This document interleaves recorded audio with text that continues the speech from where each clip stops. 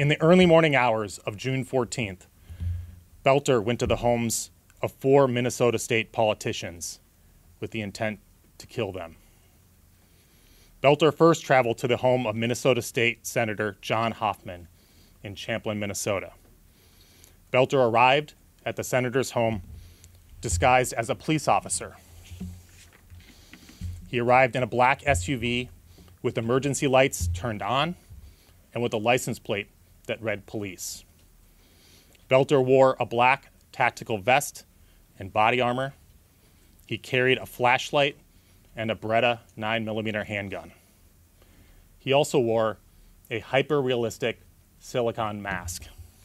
Senator Hoffman had a security camera. I've seen the footage from that camera, and it is chilling. Boelter knocked on Senator Hoffman's front door and repeatedly shouted, "This is the police, open the door." Senator Hoffman and his wife, Yvette, came to the door. When they opened the door, Boelter shined the flashlight in their faces and said there had been a shooting reported in the house. Boelter asked if they had any weapons. When Boelter lowered his flashlight, which he had shined in their face, they realized that he was not a police officer. They shouted out, "You're not a cop. You're not a police officer." Boelter then announced, "This is a robbery," and forced himself into their home. When Senator Hoffman attempted to push Boelter out and stop him from entering his home, Boelter shot him repeatedly. Boelter then shot Miss Hoffman repeatedly. Boelter fled the scene, and the Hoffman's daughter called 911. Unfortunately, the Hoffmans survived, although they remain hospitalized. After shooting Senator Hoffman and his wife, Boelter traveled to the home of another Minnesota state representative in Maple Grove, Minnesota. Video surveillance showed that Boelter rang the doorbell at the state representative's house at approximately 2:24 a.m. on Friday night. Again, he was dressed as a law enforcement officer, wearing a tactical vest and body armor, carrying a handgun and a flashlight, and wearing that same hyper-realistic silicone mask. Again, the images, as you can see on the screen, are haunting. Now, fortunately, the state representative was not home. She and her family were gone on vacation, and so Boelter left. Boelter then traveled to the home of a Minnesota state senator who lived in New Hope, Minnesota. He parked in the street in that same black SUV with the police license plate. At about 2:36 a.m.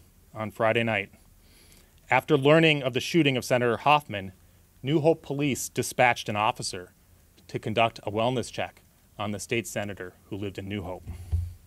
When the New Hope officer arrived at the scene, she saw Boelter's black SUV parked down the block with the lights on. The New Hope police officer believed that Boelter was a police officer who had been dispatched to the scene to check on the status of the state senator.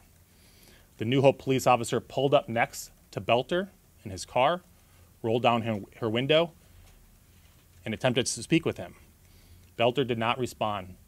According to the officer, he just sat there and stared straight ahead.